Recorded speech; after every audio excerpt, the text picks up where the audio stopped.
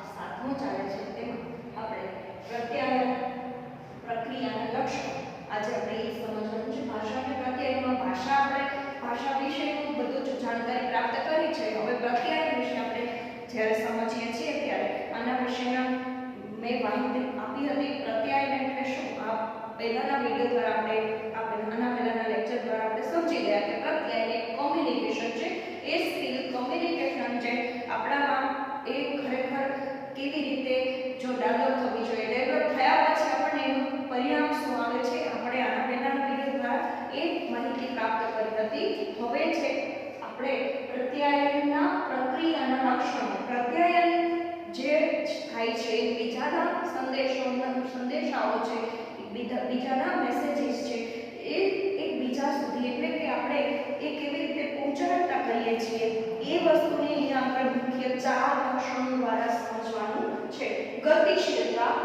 બીજું છે જટિલતા ત્રીજું છે તંત્રનું સ્વરૂપ અને ચોથું છે કારણ કાર્ય સ્વરૂપ પહેલી વાત કરીએ તો ગતિશીલતા હવે ગતિશીલતા એટલે કેવું હોય કે પ્રવાહી હોય અને આ પ્રવાહી કેવી રીતે એટલે કે સંદેશાઓ જે છે એ તેને અર્થ એનો સતત બદલાતો રહે છે ધારો કે આપણે સમાચારોમાં પ્રચારની ઝુંબેશમાં જાહેર ખબરોમાં કંઈક ને કંઈક નવું આવતું જ રહેતું હોય છે અને જો આ સંદેશાઓ છે એ જ આપણને શ્રોતાઓને જુદી રીતે અલગ તારે છે આપણે કહી શકીએ કે બાળક જ્યારે કંઈક નાનું બાળક છે એને વધારે દોડાદોડી કરતું જોઈએ ત્યારે આપણે કહીએ કે બાળકને રોકીએ છીએ કે તું દોડાદોડ ન કર વધારે દોડીશ તો પડીશ આપણો અર્થ શું છે કે બાળકને પડી જશે તો એની બીક હોય છે એટલે આપણે બાળકને દોડતું અટકાવીએ છીએ પરંતુ જ્યારે મોટી ઉંમરની વ્યક્તિ હોય એજેડ હોય આવી વ્યક્તિ વધારે દોડધામ કરતું હોય ત્યારે આપણે એને એમ નથી કહેતા કે તું વધારે દોડ તમે વધારે દોડાદોડ ન કરો એને આપણે કહીએ દોડાદોડ વધારે ન કરો તો આપણો ભાવાર્થ એવો ન હોય આપણો અર્થ એવો ન હોય કે પડી જશે પરંતુ એ ભાવાર્થ અલગ છે એને આપણે કદાચ એમ કહીએ કે વધારે દોડધામ ન કરો તો એનો અર્થ આપણે એવું કહેવા માંગતા હોઈએ કે તમારા ઉંમરની પ્રમાણે તમે હવે આરામ કરો તો એ વસ્તુ બંનેથી અલગ કરી આવે છે તો પ્રૌઢ વ્યક્તિને આપણે આમ દોડાદોડ ન કરો એમ કહેવા માટે આપણે એને તણાવથી ચિંતાઓથી બધી વ્યાધિઓથી આપણે દૂર રહેવા માટે એને સૂચન આપતા હોઈએ છીએ કહેવાનો મતલબ છે કે જે ગતિશીલતા છે પ્રત્યાયનનું એ સંદેશાઓનું જે પ્રવાહીકરણ છે એ અલગ અને સતત ચાલતી પ્રક્રિયાના રૂપમાં જોવા મળે છે બીજી વસ્તુ છે જટિલતા એટલે શું તો કે સંદેશો જે મોકલનારની રીત વિષય એનું વાતાવરણ અને છેલ્લાના લક્ષણો 5 ટોપિક છે એ આપણને જટિલતામાં જોવા મળે છે જે વસ્તુ આપણે છે પ્રત્યાયન છે એ જટિલતાનું એક પ્રક્રિયા છે કેમ કે સંદેશો જે મોકલનાર છે એ મોકલનારની રીત સંદેશાનો વિષય વાતાવરણ સંદેશો ઝીલનારની જે કઈ લક્ષણો છે એ બધાને ભેગી અસર જટિલતામાં થાય છે 5 ઘટકો જ્યારે અનુકૂળ હોય ત્યારે સફળ પ્રત્યાયન થયું હોય એવું કહેવાય ત્યાર પછીનું તંત્રનું સ્વરૂપ ત્રીજું છે તંત્રનું સ્વરૂપ આ વસ્તુમાં આપણે જોઈએ કે પ્રત્યાયન તંત્રલક્ષી છે એટલે કે પ્રત્યાયન છે એ ખાસ કરીને વિવિધ પ્રક્રિયાઓ પરિબળો અસરો અને છૂટી રહેતી નથી પરંતુ એને અસરની આંતરક્રિયા તરીકે થાય છે અને ચોથું છે કાર્યકરણ આમાં કાર્ય સ્વરૂપ છે કેમ કે પ્રત્યાયનનું કારણ છે એ રૂપ છે એ પરિણામ રૂપ હોય છે આપણે દાખલા તરીકે એમ કહીએ યુવાન હોય એને પિતા એમ કંઈક ઠપકો આપીને એવું કહે કે આજે યુવાન છે એ પિતાને કહે છે કે આજે મારે નોકરીએ નથી જવું તો એનું કારણ એવું છે કે એની બધાની હાજરીમાં કંઈક એને ઠપકો મળ્યો છે કંઈક એનું અપમાન કરવામાં આવ્યું છે ત્યારે આ જે શરૂઆતની વાત છે યુવાન નોકરીએ લાગે ત્યારે એના પિતા છે એ એને સારું એક રીઝન બતાવશે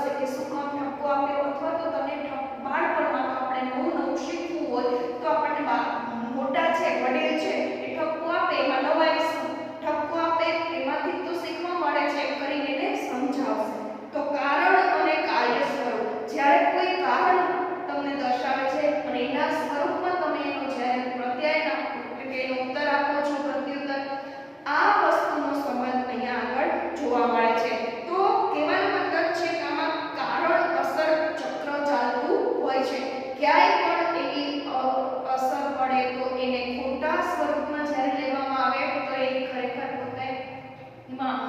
કહી શકાય કે એમાં બે જવાબદાર હોય છે અથવા તો એમાં ખોટો પડે છે, ખોટો ઊણો ઉતરે છે. ટૂંકમાં જ્યારે યુવાન નોકરીએ લાગે છે ત્યારે એને એવું શીખવા મળે છે, એવું બોધ મળે છે, જેથી કરીને એને એમાં આગળ આવી શકે. તો આ જે છે પ્રત્યાયનના મુખ્ય 4 લક્ષણો હતા. હવે જે વાત કરવાની છે તે પ્રત્યાયનના પ્રકારોની છે. પ્રત્યાયનના પ્રકારો શાબ્દિક અથવા અશાબ્દિક હોઈ શકે. શાબ્દિક અને અશાબ્દિક પ્રત્યાયન એટલે કે જે પ્રત્યાયનમાં ભાષાના મુખ્યત્વે જે લક્ષણો છે, ભાષાની વાત છે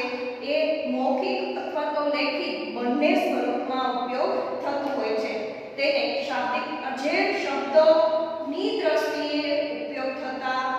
આ પ્રત્યાયનને શાબ્દિક પ્રત્યાયન કહે છે. તેમાં અક્ષરો હોય, વિરામ ચિહ્નો હોય, લેખિત ચિહ્નો હોય, આંકડા હોય વગેરે હોય એને શાબ્દિક પ્રત્યાયન કહેવામાં આવે છે. અને જે પ્રત્યાયન ભાષાના સંકેતોને નહીં પરંતુ અન્ય સંકેતોને ઉપયોગમાં લેવામાં આવે તેને અશાબ્દિક પ્રત્યાયન તરીકે ઓળખવામાં આવે છે. એમાં ચહેરાનો હાવભાવ, કપાળ, આંખ, નાક, હાથ વગેરે, ગાલ, મોં બધાનો આમાં સમાવેશ થઈ જાય. અશાબ્દિક પ્રત્યાયન એટલે બોલીને જ્યારે સાંભળનાર વક્તા છે એ વસ્તુ એમાં એને ખાસ તેના એક્સપ્રેશન આપણે કહી શકાય ને કે એના હાવભાવ પરથી એ વ્યક્ત કરતું હોય છે. ધારો કે તમારી ઘરે કોઈ મહેમાન આવે અને તમે એને કહો કે ઓહો આજે તમારો ભાગ્ય ખુલી ગયું, તમે આજે મારી ઘરે પધાર્યા, મને ખૂબ આનંદ આવ્યો, તો તમે જ્યારે તમારા કહેવાય કે સોગિયું મોઢું કરીને અથવા તમારી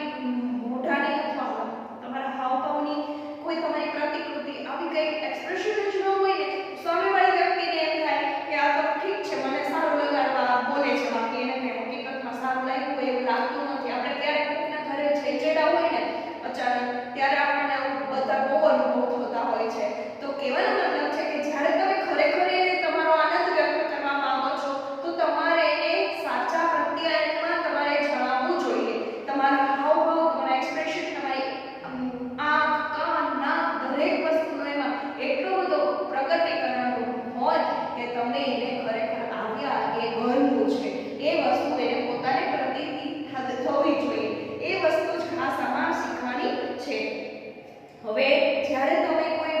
વસ્તુ આ બાબતમાં જુઓ તો સામાન્ય રીતે તીણા અવાજો, મતભેદ, વિરોધ, ગુસ્સો, ફરિયાદ સૂચવો છો. જ્યારે નીચા એ બધું ઊંચા અવાજમાં તમે સૂચવો છો. જ્યારે મંદ અવાજમાં હોય તો તમારી વિચારતા, તમારી સમાનતા, તમારી સમજણ, સંતોષ વગેરે દર્શાવો છો. આ બધી જ બાબતો ઉચ્ચારેલા શબ્દોને જુદા જુદા અર્થમાં આપતી હોય છે. આપણા સર જ્યારે આપણે ક્લાસમાં હોઈએ અને આપણને સર કે મેડમ આપણા ઉપર ગુસ્સે થાય, જ્યારે સર કે મેડમને તમારું બિહેવિયર અમુક બાબતમાં સારું ન લાગે ત્યારે તમને ઊંચા અવાજે કહે છે આજે આ વસ્તુ બરાબર નથી, હો સમજાઈ ગયું, બીજી વાર એનું ટીકમાં એ અનુકરણ થવું જ ન જોઈએ, ક્લાસમાં અનુકરણ થવું જ ન જોઈએ, એ બાબતથી તમને એ સૂચવે છે. તો કહેવાનો મતલબ છે કે જે શાબ્દિક છે એ તમને તમારા આ શબ્દ દ્વારા અથવા એના હાવભાવ દ્વારા સમજાઈ જઈ શકે. હવે અત્યારે મેડમનો ભાવ કેવો છે અથવા સરને આજે શું કહેવા માંગે છે, જ્યારે સર આવું જ કરતા હોય ત્યારે હસતા હસતા તમારી સાથે એ બધી બાબતો શેર કરતા હોય તો તમને પણ ખ્યાલ આવે છે કે આજે તમારો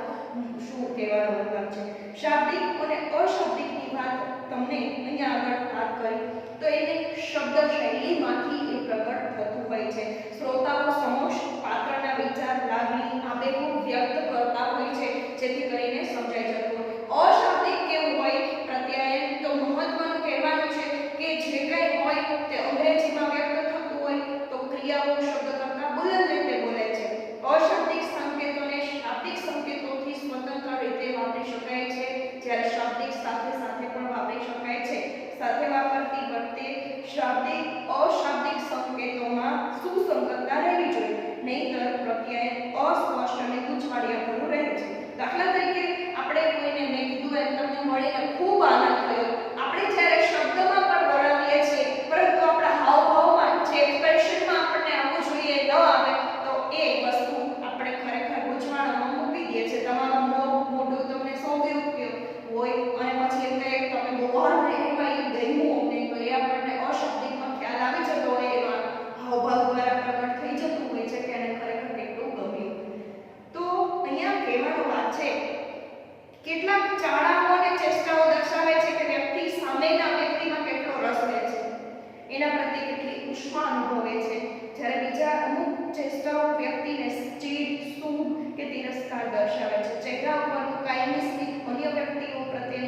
લાગણી દર્શાવે છે. કરોડો ધુમાકુમાં થતો ચહેરો નિષેધક મનોવલણ સૂચવે છે. સામી વ્યક્તિ સાથે આંખનો સંપર્ક લાંબા સમય સુધી જાળવી રાખવા રસ અને મૈત્રી સૂચવે છે. છતાં આપણે છત તરફ બારીની તરફ જોવા માટે વ્યક્તિમાં નીરસતા તેની ઉપેક્ષાનું વલણ સૂચવીએ છીએ. એ જ રીતે અન્ય વ્યક્તિની નજીક જવું સામાન્ય રીતે એની પ્રત્યેનું વિધાયક મનોવલણ સૂચવે છે. તો તેનાથી દૂર રહેવું એ સામાન્ય રીતે તટસ્થતા તે નિષેધક ભાવ સૂચવે છે. આમ અશાબ્દિક પ્રત્યાયન ખૂબ મહત્વનું હોવાથી તેની શરીરની બોડી લેંગ્વેજ તરીકે પણ અભ્યાસ થાય છે. દાખલા તરીકે હાથ ફૂલાવવો, વાસો થાબડવો, સંમતિ સૂચવવી, આ અશાબ્દિક પ્રત્યાયનો વ્યક્તિ ગમો અણગમો સંકેત આપે છે. તે એ પણ દર્શાવે છે કે આ વ્યક્તિ સાથે પ્રત્યાયન કરી શકે કે આ સાથે નહીં કરી શકે. ઉપરાંત અશાબ્દિક પ્રત્યાયન છે એ જ્ઞાનેન્દ્રિયના ઉદ્દીપનમાં પણ વધારો કરે છે. ઉપરાંત બે વ્યક્તિ વચ્ચેના સંબંધો પણ કેટલા ગાઢ સૂચવે છે એને પણ સૂચન કરે છે. આપણે ધારો કે કોઈ પણ વિદ્યાર્થી તમે એ લોકોમાંથી કોઈ પણ સારું પરિણામ લઈને આવે ત્યારે તમને શિક્ષક તમારો વાસો થાબડે છે, ગોડ બ્લેસ યુ એવા આશીર્વાદ પણ આપે છે. એમાં એનો ભાવ રહેલો છે. તો તે કહેવાનો મતલબ છે કે અશાબ્દિક પ્રત્યાયન પણ આટલું જ મહત્વનું છે. હવે જે છે પ્રત્યાયનમાં આવતા અવરોધો એ આના પછીનો જે લેક્ચર છે